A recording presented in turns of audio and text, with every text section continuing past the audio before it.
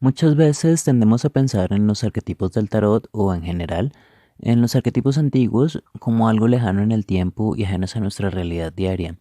En realidad, si abrimos nuestra percepción al lenguaje simbólico, podemos darnos cuenta de que los arquetipos son energías vivas que configuran nuestro mundo y sus elementos, y se presentan bajo muchas formas en los múltiples senderos del mundo. En el caso de este episodio, he querido referirme a la técnica escénica del clown como una manifestación de nuestro arquetipo de el loco, que bajo su aspecto bufonesco juega un rol de crítica a través del humor y representa las polaridades del alma humana en pugna a través de sus dinámicas escénicas. Esta es la primera parte de la entrevista con nuestra invitada Esther Celis, quien desde su experiencia como maestra y ejecutante de la técnica de mimo corporal nos mostrará a vuelo de pájaro las ideas técnicas y teóricas que configuran al clown como técnica escénica y con quien hablaremos un poco de la relación que existe entre este personaje y el arquetipo del loco del tarot de Marsella. Bienvenidos y que este aprendizaje del sendero del loco nos abra un poco los sentidos para comprendernos mejor en el mundo que habitamos. Gracias por su tiempo y espero disfruten de este episodio. Este es el episodio número 3 y está siendo grabado a las 5 horas y 20 minutos de la tarde del 1 de enero del 2021 desde la ciudad de Bogotá, Colombia. En este episodio retomaremos la exploración del arquetipo del loco que nos encontramos en el inicio de nuestro recorrido bajo la forma del bufón medieval. Este personaje, como un espejo del loco, era un irreverente y un irónico por naturaleza. Era el embajador de la risa y del ridículo que provienen del caos de la naturaleza, del grotesco, del ciclo constante de descomposición y renacimiento que encontramos en los ciclos de vida, y era también el que posee un estatus social liminal que le permitía acciones y críticas que no eran posibles para la gente común, ni tampoco para las autoridades establecidas del feudo y la iglesia. Con un carácter similar, en nuestro tiempo nos encontramos con un descendiente del bufón que proviene del mundo del teatro y las artes escénicas. Se trata del clown, que desarrolla todo un universo propio de risa subversiva y destreza corporal. Para hablar de este personaje particular, el día de hoy nos encontramos con una invitada especial que introduciremos en tan solo un momento. Y para finalizar, exploraremos la conexión que existe entre locura y sacralidad, en particular desde el teatro y desde la experiencia de nuestra invitada en este día. Su nombre es Esther Celis. ¿Cómo estás? Hola, ¿qué tal? Buenas tardes. Muchas gracias por la invitación. Hoy pues vamos a charlar un poco sobre mi experiencia y sobre la relación con este personaje mágico del tarot que es el loco. La maestra Esther Celis es pedagoga y actriz de la ciudad de Bogotá con aproximadamente 25 años de experiencia en la escena y aproximadamente 20 años de experiencia como formadora de artistas escénicos. Como bagaje dramatúrgico, encontramos en la experiencia de la maestra Esther el trabajo desarrollado con La Casa del Silencio, con Circo Ciudad y con el grupo Teatro Tierra, con distintos directores como Juan Carlos Moyano o Juan Carlos Agudelo, entre otros. En particular, podemos resaltar desde los trabajos grupales La Kermés y La historia de un caballo que era bien bonito. Y es también de importancia el trabajo de monólogos, sobresaliendo la obra de El Diablo, en la que desarrolla el trabajo del escritor Fernando Pessoa. Ha sido maestra en la Universidad Pedagógica, en la Academia Superior de Artes de Bogotá, la Universidad Libre y la Universidad Javeriana, entre otros espacios de formación artística y académica. Es de resaltar su trabajo como uno de los pocos exponentes de la práctica de mimo corporal desarrollada por el actor y mimo francés Etienne Decroux, como base y fundamento para las herramientas técnicas en la escena, entendiéndose este trabajo como expresión corporal y siendo este de gran importancia para el desarrollo escénico. Esther, cuéntanos un poco cómo es entonces, cómo ha sido tu experiencia como actriz autodidacta con los grupos con los que has trabajado, los directores con los que acabamos de pronto de mencionar y cómo llegas al trabajo de mimo corporal. Bien, pues hace como 30 años me encontré con el teatro como por una casualidad de la vida. Yo estaba en un camino totalmente distinto. Eh, Y fue justamente con el mismo corporal con el que tuve mi primer encuentro. Si bien había iniciado mi camino al lado de Hernán Santiago Martínez y de Maguso, en una primera experiencia de creación que hicimos en esa época, hace alrededor de 35 años, lo que me pasó trabajando con ellos es que me encontré con el mismo corporal porque Juan Carlos Agudelo acaba de llegar de París con la técnica así fresquita, con la técnica de Tien de Cru. Él trabajó mucho tiempo aprendiendo en París, él estuvo formándose en París con la técnica del mimo corporal y había tenido experiencias creativas con Marcel Marceau. Entonces, en ese momento, pues él llega a Colombia e instaura estos caminos de la técnica del mimo corporal para los actores.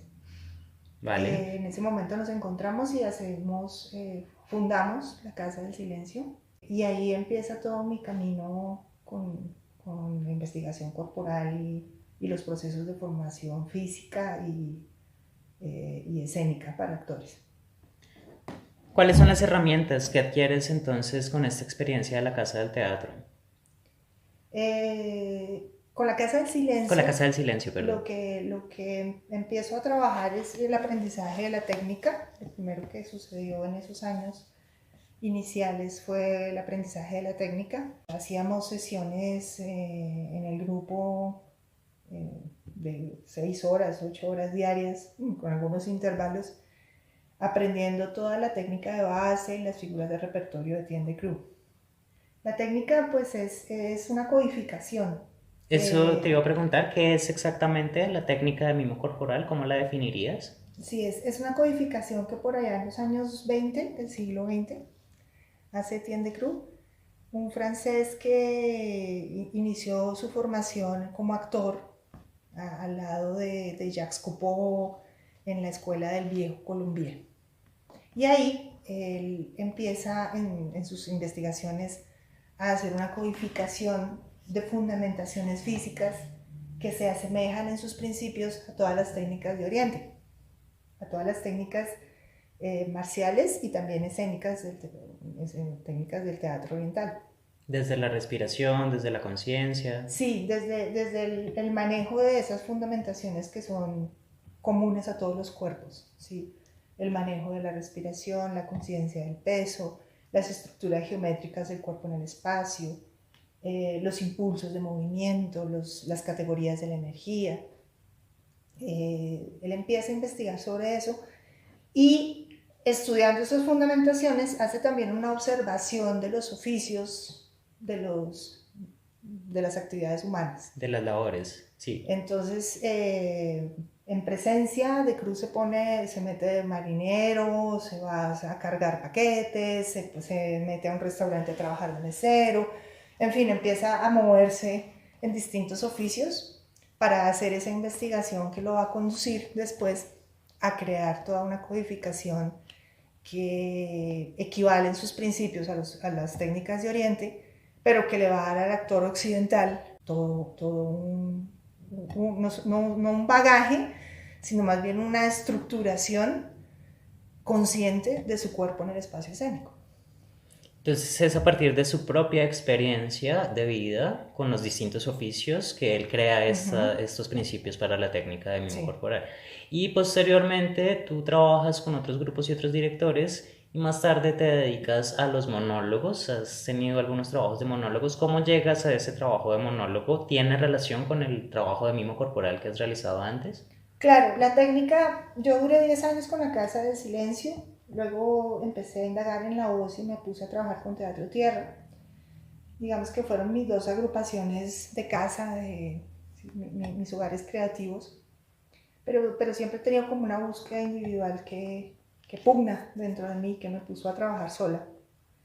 La técnica pues ha sido la base de mi entrenamiento como actriz, la técnica de Cru, pero también me ha conducido al encuentro con otras posibilidades del cuerpo y a mi larga investigación, ¿sí? A partir de aquellas épocas, pues yo he estado elaborando una investigación que se fundamenta justamente en esos principios físicos de los que te hablé hace un momento. Sí. Que por supuesto tiene que ver absolutamente con el lenguaje de Cru, pero que también se soporta en los principios de la danza contemporánea, del ballet, de los que Cru también toma unos fundamentos para la creación de la técnica, de la danza Buto, con la que he estado incursionando en los últimos años, y también de la práctica del Aikido. Esther, ¿alguna vez te has sentido enloquecer? Sí, yo creo que muchas veces. Si hay una razón para dedicarse al oficio artístico y en especial al lenguaje teatral, es justamente la necesidad de desencajar el pensamiento para buscar esa locura que está inmersa en todos nosotros y que por alguna circunstancia social nos toca guardar para no ser tildados erróneamente. Sí, siento que la locura es una palabra que ha estado siempre subestimada y limitada a la característica de una enfermedad. Eso sería entonces, me daría pie para la siguiente pregunta. ¿Qué es para ti la locura? ¿Cómo entenderías la idea de locura? Yo la entiendo como esa posibilidad de desencajar el pensamiento de cualquier estructura lógica, de pronto impuesta socialmente, culturalmente. Entonces, Eh, cuando estás hablando del desencajar, cuando estás hablando de esa idea de la locura como el desencajar, estás hablando de sacar de unos parámetros establecidos de pronto que tenemos como pensamiento humano, como pensamiento cultural. sí, sí, sin embargo no estoy hablando, por ejemplo, de que los parámetros sean negativos o positivos, sino que finalmente si estamos inmersos en una cantidad de estructuras que se crean y establecen ciertos parámetros, pues la posibilidad de enloquecer creativamente hablando, le da a uno la posibilidad también, perdón por la redundancia, de encontrarse con sus propias estructuras, con sus propias maneras de hacer las cosas, con sus propias formas de pensamiento. Como de encontrarse con uno mismo Mm, más allá de los parámetros establecidos por algo externo. totalmente. Es una actitud totalmente rebelde, pero finalmente es la actitud que un artista debe encontrar para poder justamente reconocerse y volverse material de su propia creación. A partir de esta definición personal que nos das de la locura, entramos ya al tema principal de este episodio, que es el clown. Entonces mi primera pregunta para ti en este sentido es, ¿qué es el clown para ti? ¿Cómo podrías darme una definición de clown para los oyentes? Para que comprendamos qué es el clown. Bien, esa siempre ha sido una pregunta difícil de contestar para mí y sé que para muchos colegas también lo ha sido. Sin embargo, creo que para plantearse qué es el clown tendríamos que diferenciarlo de su homólogo en español, que sería la El parte del payaso. payaso. Sí. Porque si bien pues payaso y clown significa lo mismo, el asunto es un poquito más allá de lo idiomático y tiene que ver con la diferencia entre el circo de tradición y el nuevo circo, que es el espacio donde se empiezan a plantear, se empieza a plantear el clown como una técnica para precisar y hacer conscientes las acciones físicas del actor en el escenario. Entonces, si hablamos del payaso, el payaso es este personaje del circo tradicional que nace hace muchísimos años en Italia y que está vinculado al bufón planteado en la comedia del arte. La aparición de los circos itinerantes en carpas, hacía siempre que en el espectáculo del circo, perdón, hubiera un grupo de payasos que eran los encargados de animar al público, de convocarlo. Incluso en las itinerancias de los circos a veces las tropas de payasos del circo iban anunciando la llegada del espectáculo, del gran espectáculo, y generalmente pues eran la figura típica, graciosa que uno conoce, ¿sí? Que se ha desdibujado, incluso ahora pues promociona hasta almuerzos en un restaurante en nuestro país. Sí. Pero era esta figura del bufón divertido y algo grotesco que llamaba la atención, que cautivaba la atención del espectador.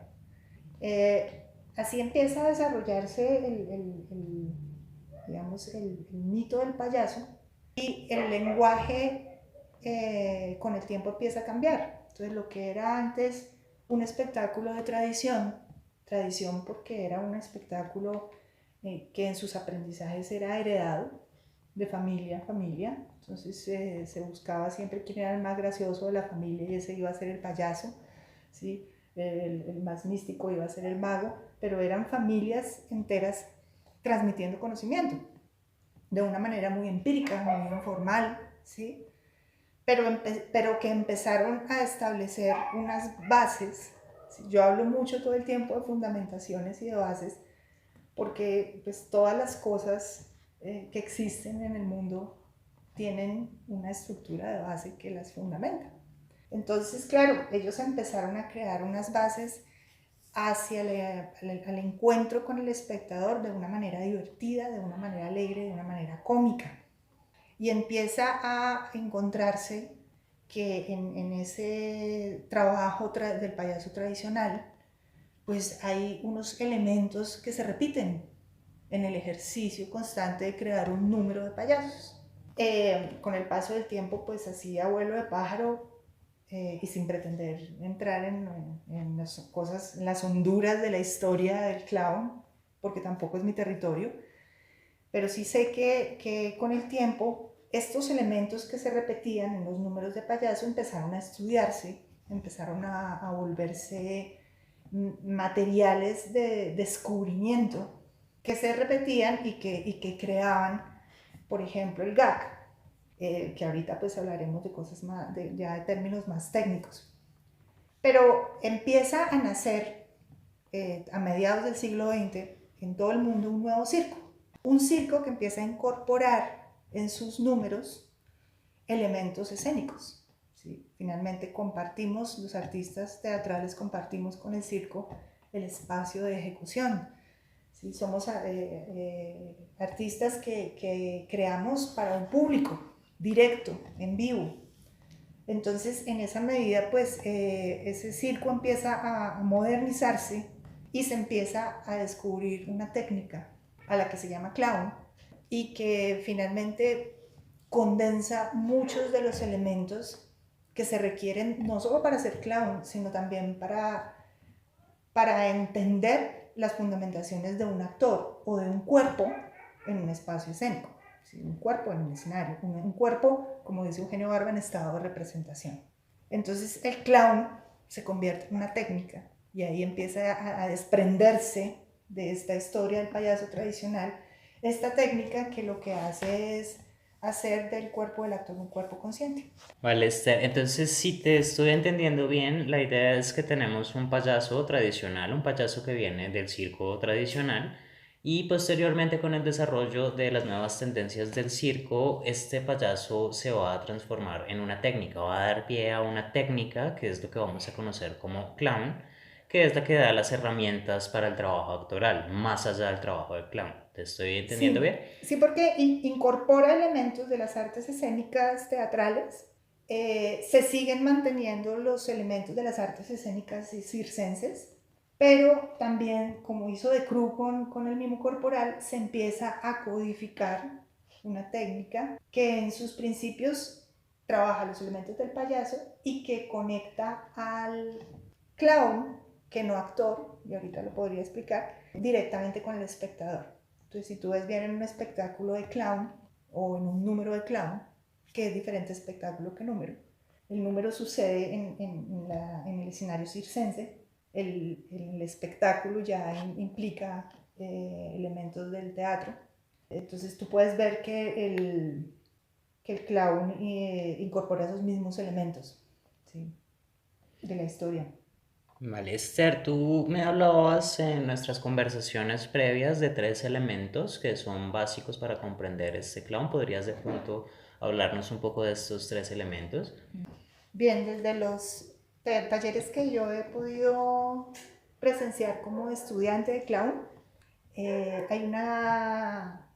hay un elemento que siempre coincide y es que hay tres elementos que se manifestaban en los números de payasos y que en la técnica del clown detonan toda la construcción, que son el presente, el ridículo y el conflicto. Ya analizándolo como actriz y no como clown, pues observo que justamente el desarrollo, el estudio de esos elementos con esta técnica en lo personal me ha ayudado con la conciencia del espacio, de mi espacio propio en el espacio escénico, y además también a desarrollar una capacidad de síntesis que no solamente dan las técnicas codificadas como la de Etienne Cruz. ¿Sí? Entonces creo que esos son los tres elementos: presente, ridículo y conflicto. Entonces sintetizarías el elemento dinámico escénico del clown bajo estos tres aspectos. Vale, muchas Sí. gracias.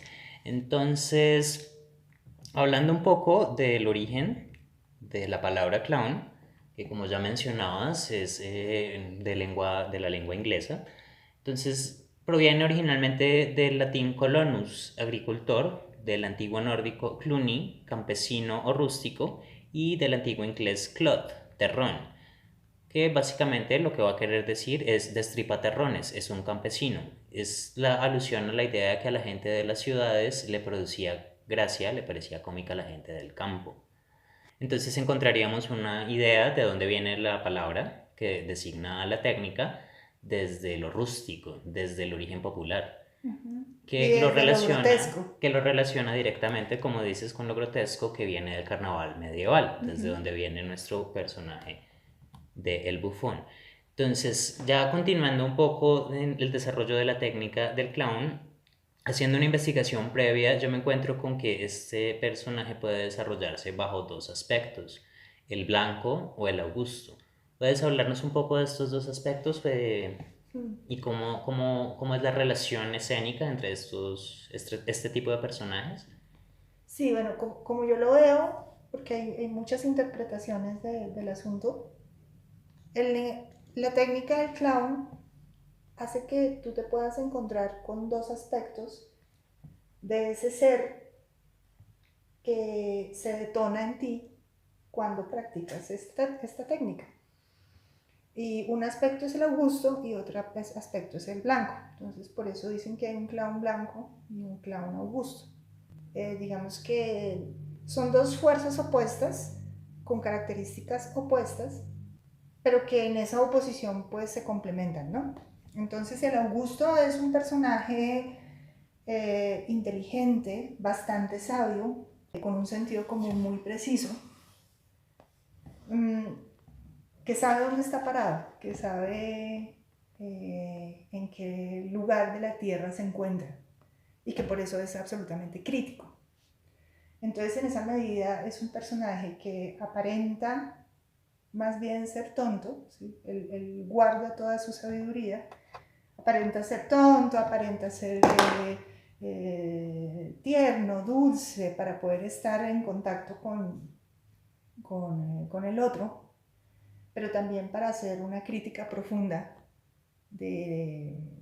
sobre todo los conflictos sociales y culturales que se están viviendo en el momento en el que ocurra la creación. Y es una crítica que se da a partir de lo cómico, que se da a partir de la risa. Sí, entonces como en el bufón medieval, los bufones tomaban al rey y eran los únicos, digamos, con el poder de hacer una crítica social profunda a partir de lo gracioso y del chiste y de la risa que eso desataba en los espectadores. Pues con el tiempo el clown se volvió una técnica teatral que también generó un lenguaje y ha generado un lenguaje que es absolutamente crítico. Casi todos los clowns que vemos ahora desde el nuevo circo y digamos desde la escena teatral son personajes que revelan un profundo sentir y una profunda crítica social con un carácter disidente. En la investigación previa al rodaje, a la grabación de este episodio, yo me encuentro con un par de definiciones que quisiera compartir en este momento. Me encuentro con que a Augusto lo definen como un personaje extravagante, absurdo, pícaro, liante, torpe, sorprendente, entusiasta, provocador. Representa la libertad y la anarquía, el mundo infantil, vestido de cualquier manera, lleva una característica nariz roja postiza y grandes zapatos. Este personaje incluso podemos de nuevo relacionarlo con el bufón del medioevo Ujú. en comparación al cara blanca o al blanco que va a ir maquillada de blanco y enfundada en un elegante vestido brillante. De apariencia fría y lunar, representa la ley, el orden, el mundo adulto, la represión, características que no hacen sino realzar el protagonismo del Augusto. Es el personaje más pulcro y elegante de todos los payasos. Entonces lo que nos estaríamos encontrando con la relación entre estos dos personajes es precisamente esa misma crítica que existía entre lo popular y lo oficial en la Edad Media. El bufón que se ríe desde el carnaval medieval popular que desarrolla el grotesco y la seriedad del feudo o de la Total, institución sí. religiosa. Es Que el era que lo que me faltaba permite... contarte, porque es el otro, es el clown blanco, Sí, que finalmente también tiene un doble juego, sí, sí, así como el otro, el Augusto es sabio y crítico, el blanco es un payaso que puede ser muy torpe, que puede tener características humanas muy desagradables, pero que están ocultas en una postura muy correcta. Entonces, fácilmente podemos ver un Augusto que representa a la parte adulta de la humanidad, ¿sí? A los políticos, a los sacerdotes, ¿sí?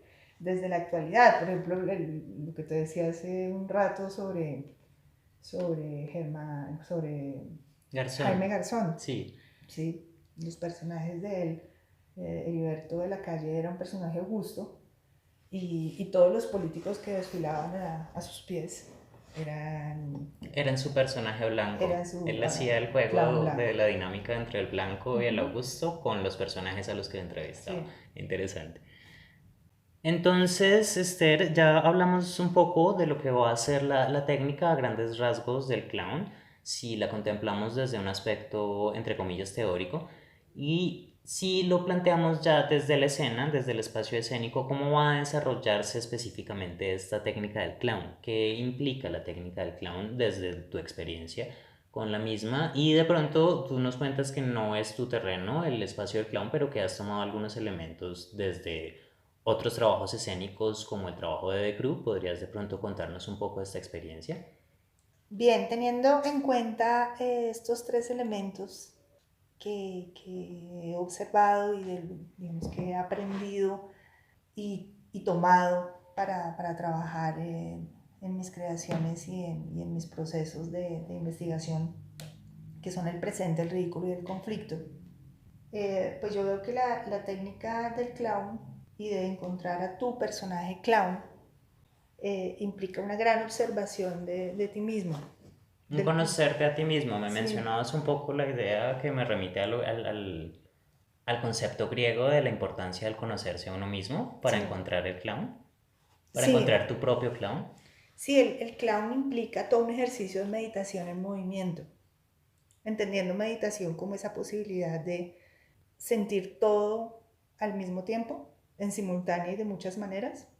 Entonces, el ejercicio del clown implica también el aprendizaje de otras técnicas que le van a dar al cuerpo del ejecutante esa conciencia, esa noción del espacio donde está existiendo. El presente, estoy refiriéndome en este momento a ese principio del presente. El clown tiene los sentidos absolutamente abiertos, como los debe tener un actor, para poder reaccionar con espontaneidad, pero con precisión a lo que el mundo le está dando. En el clown, el ejercicio es en el auditorio. En el teatro, el ejercicio es en el espacio escénico, construido.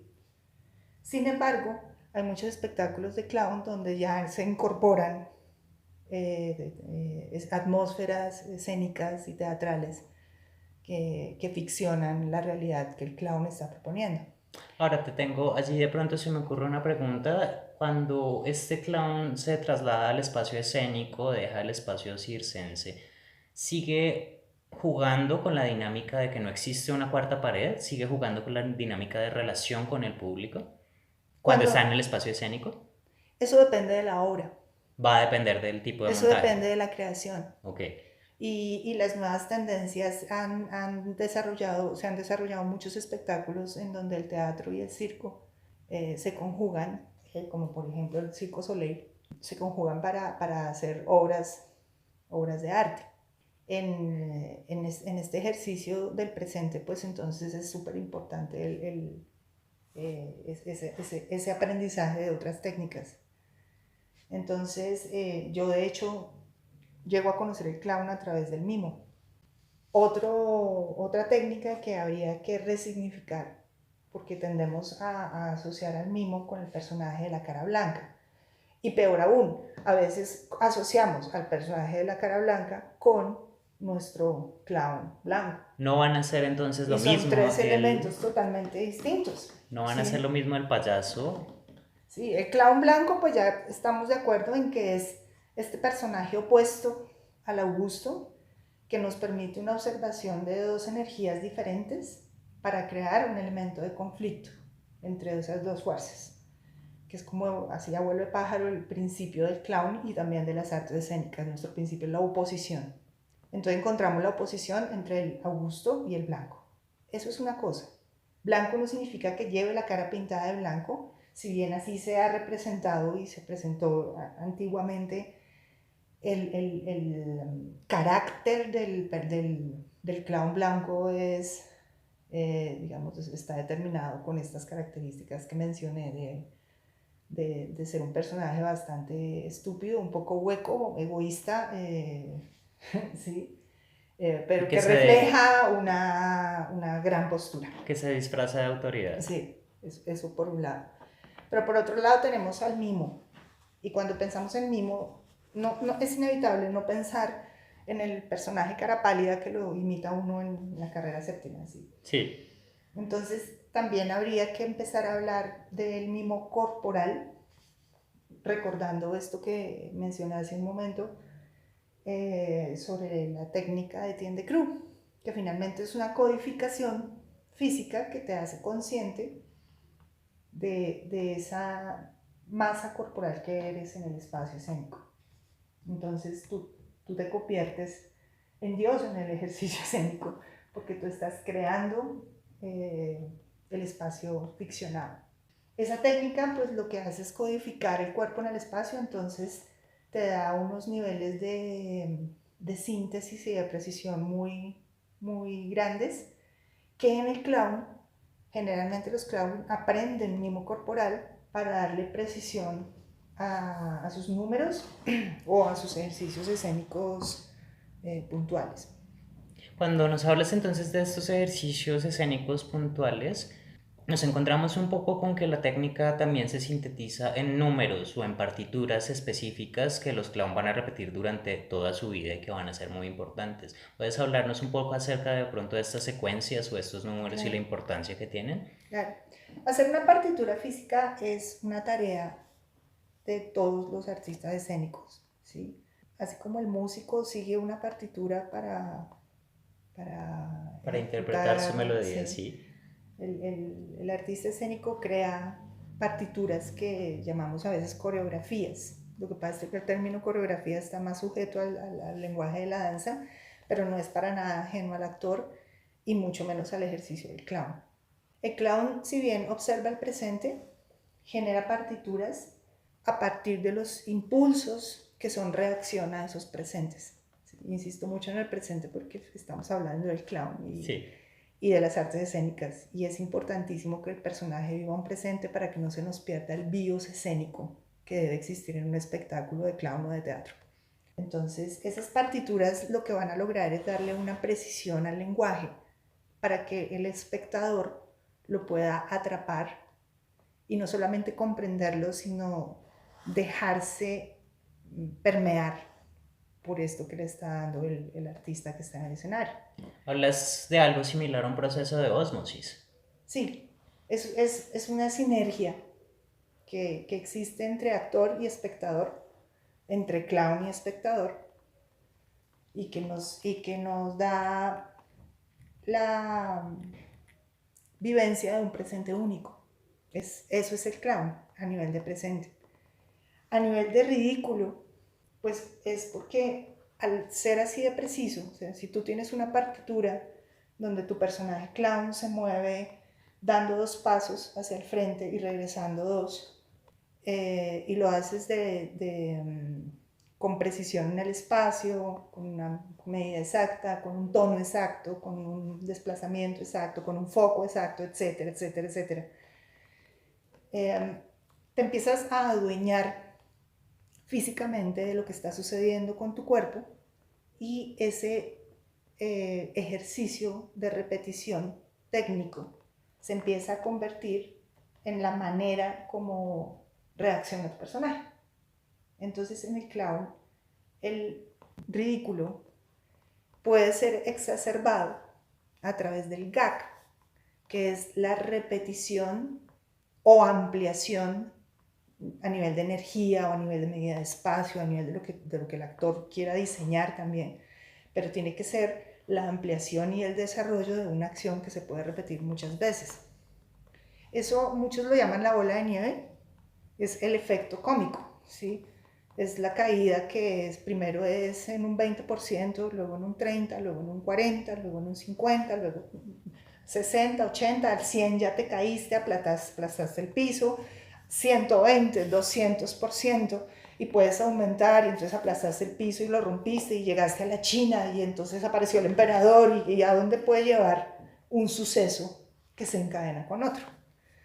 Ese es el hecho de la exacerbación de una acción. Que lo vamos a encontrar en estas partituras, en estos números que representan los clavos. Claro, porque me asocio yo tanto con el asunto del clown desde el teatro físico y desde el mimo corporal, que es lo que yo hago, porque justamente el entendimiento de la acción ampliado te otorga una visión más desarrollada de lo que estás aprendiendo con el cuerpo, porque el cuerpo aprende a partir de la experiencia y de la repetición, no hay de otra. El artista escénico tiene que repetir, ¿sí? Y tiene que desarrollar lo que repite de distintas formas, porque las posibilidades son infinitas, como el destino que el loco también nos está tocando hoy, ¿no? En esta conversación. En esta conversación, sí. Pero es eso, entonces el ridículo es esa exacerbación del presente. Y el conflicto es lo que genera esa exacerbación.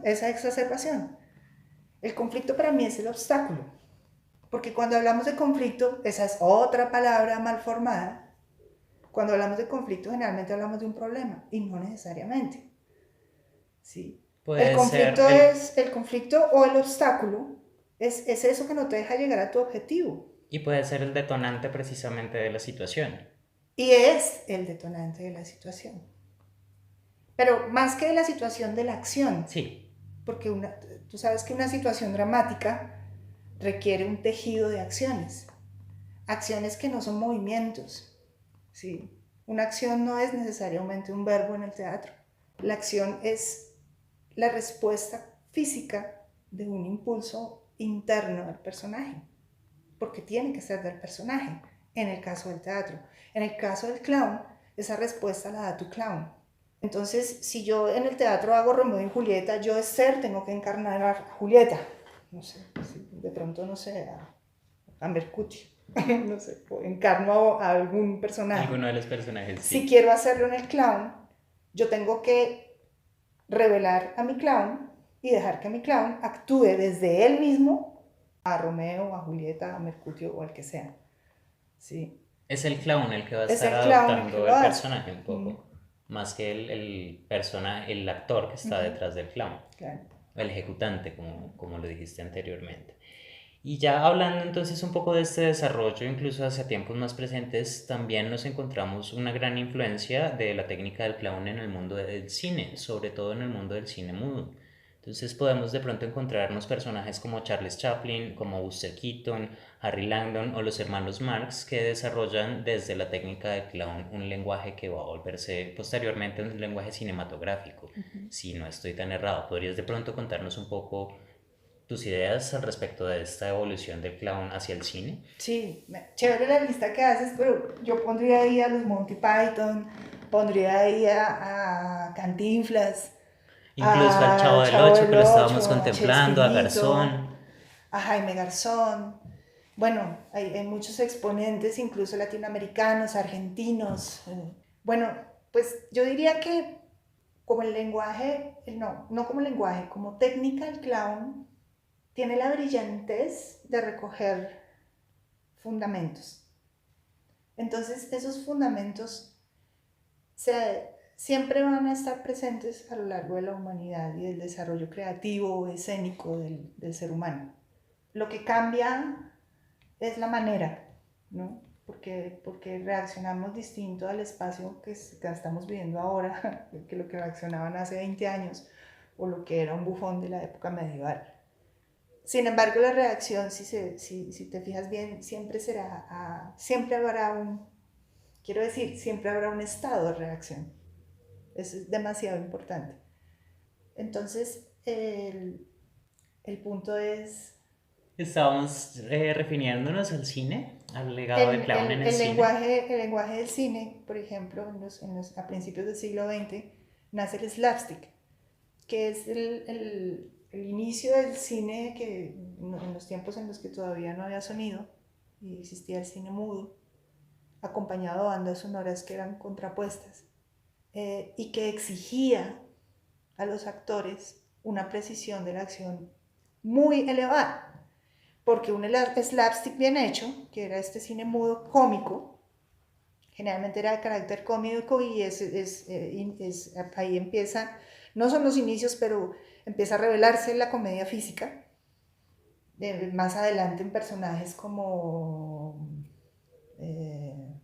estos contemporáneos, como los Monty Python que mencioné en ese momento, o Mr. Bean, por ejemplo. Pero el slapstick empieza a principios del siglo XX con Cantinflas, con Buster Keaton, los que mencionaste hace un momento, y necesitaban de esa precisión para poder ser, para que el público pudiera entender a través del gesto, de una impresión en el rostro y en el cuerpo del actor, todo un contenido situacional cómico. Entonces Que, podemos encontrar que la técnica del clown lo que aporta es la precisión, el elemento de la precisión que es muy importante para el lenguaje cinematográfico. bueno, a mí que me encanta la técnica, sí, yo diría que ese es el aporte mayor, pero por supuesto que no es el único. Sí es, eh, las técnicas físicas siempre van a trabajar con un material que es demasiado vulnerable y transformable, que es el material humano.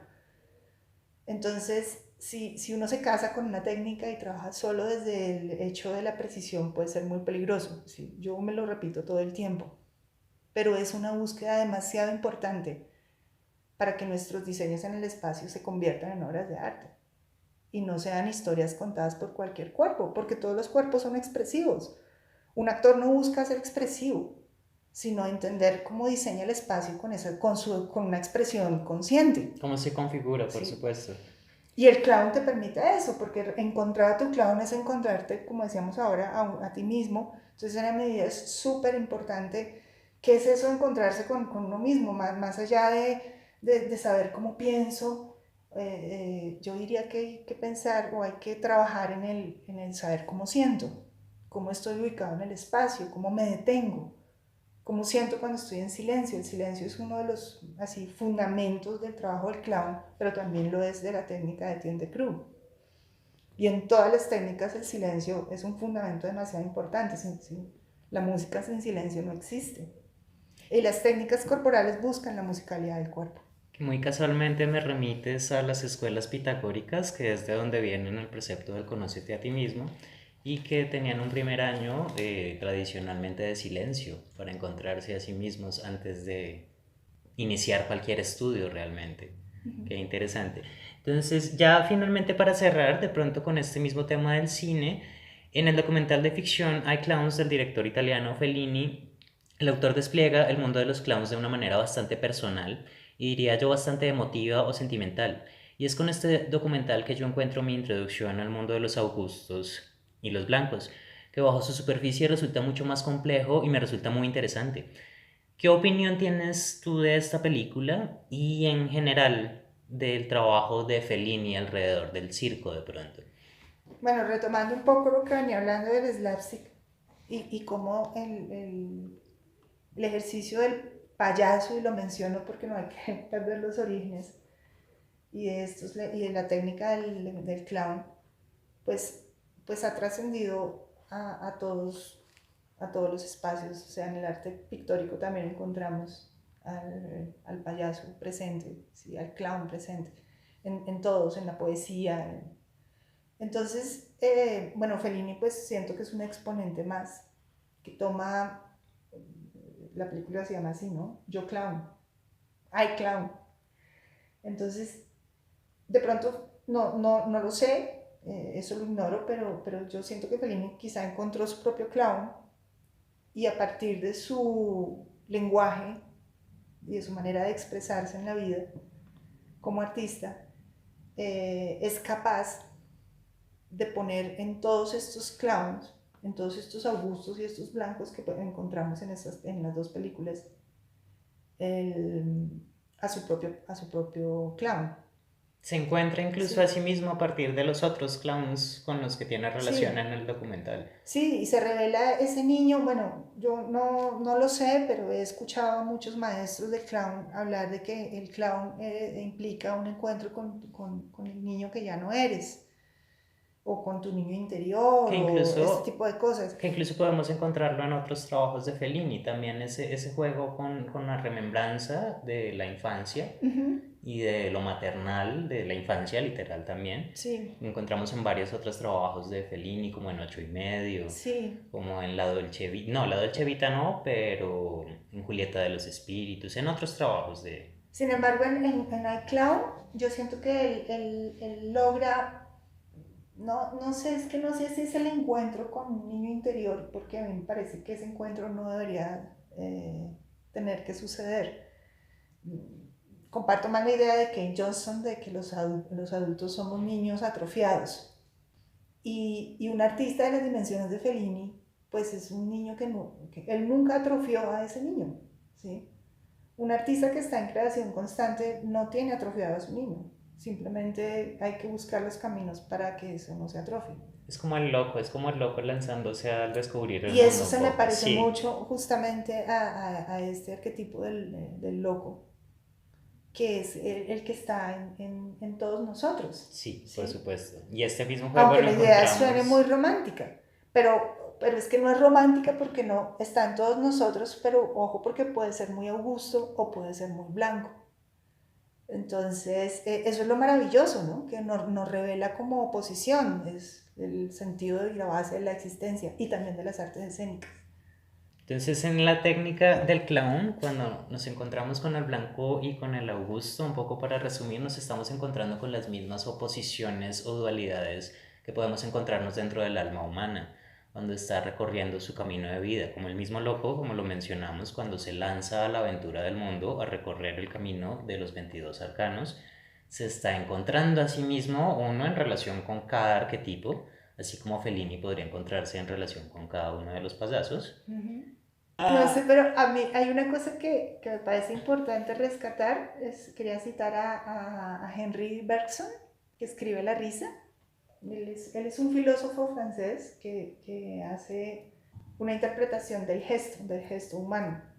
Y es una interpretación muy interesante porque hace toda una observación del cuerpo en su totalidad para revelar estados energéticos, estados emocionales, ¿sí? Y hace mucha referencia a esos cambios del gesto que son los que se recogen para poder entender una técnica, ¿sí? Hablo de cambios energéticos, de pulsaciones de la energía mental que también se proyecta en el cuerpo y lo esculpe en el espacio.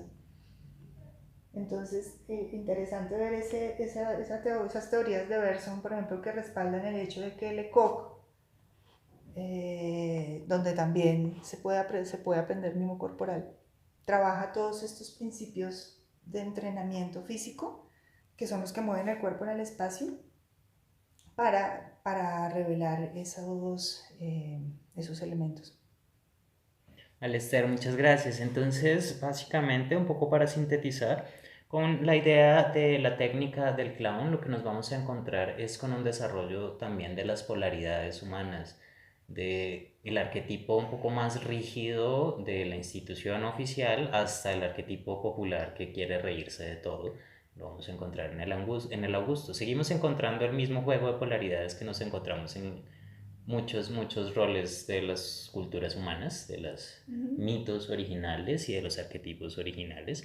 Y de esta manera el clown nos trae a nuestro tiempo, trae a nuestro presente algo que está vivo dentro de nosotros, que no es simplemente una cuestión de la antigüedad o un concepto de la antigüedad, es algo que tenemos vivo y con lo que estamos lidiando todo el tiempo, las polaridades humanas. Yo creo que las figuras del tarot pues revelan todas nuestras facetas, pero el loco y luego el mago son esos personajes del tarot con los que uno más se puede identificar. Es como si el loco tuviera la baraja en las manos.